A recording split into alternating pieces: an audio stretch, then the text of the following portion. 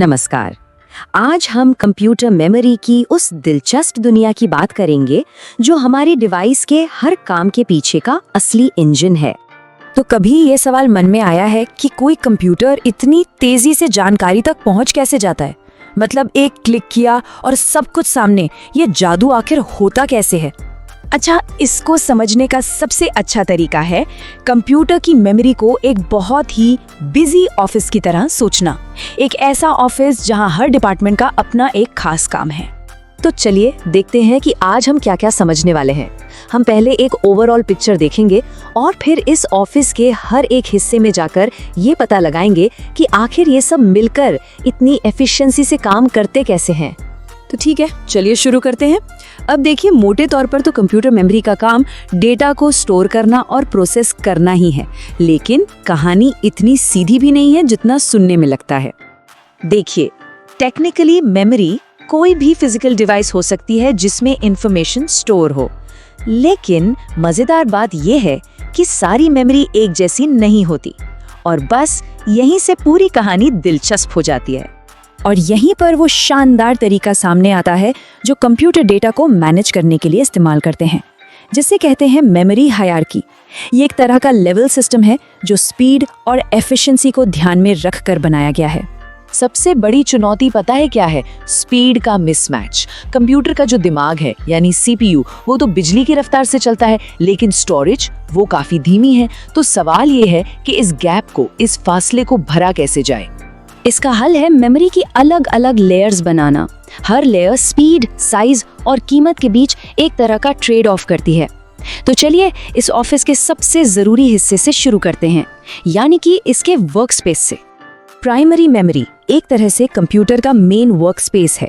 अगर हम अपने ऑफिस वाले उदाहरण पर वापस जाएं, तो ये वो फाइलिंग कैबिनेट है जिसमें वो फाइलें रखी हैं जिनकी जरूरत हमें बार बार पड़ती है। अब यहाँ रैम और रोम के बीच का फर्क समझना बहुत जरूरी है। रैम को समझिए जैसे हमारे रोज के काम की लिस्ट जो लगातार बदलती रहती है। वहीं रोम कंपनी की उस हैंडबुक की तरह है जिसमें परमानेंट रूल्स लिखे हैं जो बदलते नहीं। दिलचस्प बात यह है कि वक्त के साथ साथ रोम भी काफी इवॉल्व हुआ है। मतलब पहले ये फैक्ट्री से ही सेट होकर आता था, लेकिन अब इसे पूरी तरह से दोबारा लिखा जा सकता है और इसी वजह से हमारे डिवाइसेस को अपडेट करना मुमकिन हो पाता है। और जैसा कि हम देख सकते हैं, हर तरह के रोम के अपने फायदे और नुकसान हैं। एक तरफ मास रोम है जो बड़ी संख्या में प्रोडक्शन के लिए सस्ता पड़ता है, तो दूसरी तरफ रिसर्च के लिए फ्लेक्सिबिलिटी भी मिलती है। और सच कहें तो यही फ्लेक्सिबिलिटी आज के डिवाइसेस को इतना पावरफुल बनाती है। लेकिन बात यहीं खत्म नहीं होती। रैम की ये फाइलिंग कैबिनेट भी सीपीयू की फौरन वाली जरूरतों के लिए उतनी तेज नहीं है। इसके लिए तो हमें एक डेस्क और एक दिमाग की भी जरूरत पड़ेगी। कैश मेमोरी को समझिए, हमारे डेस्क पर रखे हुए कागज। ये वो जानकारी अपने पास रखती है जिसकी सीपीयू को शायद अगली ही पल जरूरत पड़ने वाली है। इससे होता ये है कि बार बार फाइलिंग कैबिनेट तक जाने का टाइम बच जाता है और सब कुछ बहुत तेज महसूस होता है। और ये कितना तेज है इसका अंदाजा इस चार्ट से लगाया जा सकता है। जो L1 कैश है वो सीपीयू के सबसे करीब होता है और वो सिस्टम रैम से करीब 100 गुना ज्यादा तेज हो सकता है। सोचिए, ये फर्क उतना ही है जितना किसी चीज का पलक झपकते मिल जाना और किसी चीज को ढूंढने में मिनटों लग जाना। और अब आते हैं सबसे तेज मेमोरी पर, रजिस्टर्स।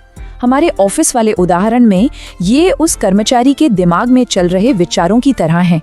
मतलब वो डेटा जिस पर सीपीयू ठीक इसी वक्त काम कर रहा है। इसी की वजह से सारी कैलकुलेशंस तुरंत हो जाती हैं। अच्छा, तो एक सवाल उठता है, जब कंप्यूटर बंद हो जाता है तो ये सारा डेटा जाता कहाँ है? यही काम आता है आर्काइव का, यानी कि सेकेंडरी मेमोरी।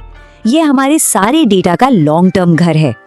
ये वो लॉन्ग टर्म स्टोरेज है जहां सारा डेटा पूरी तरह सुरक्षित रहता है, तब भी जब कंप्यूटर बंद हो, ताकि अगली बार जब सिस्टम ऑन हो तो सारे फाइलें और प्रोग्राम्स वैसे ही तैयार मिलें।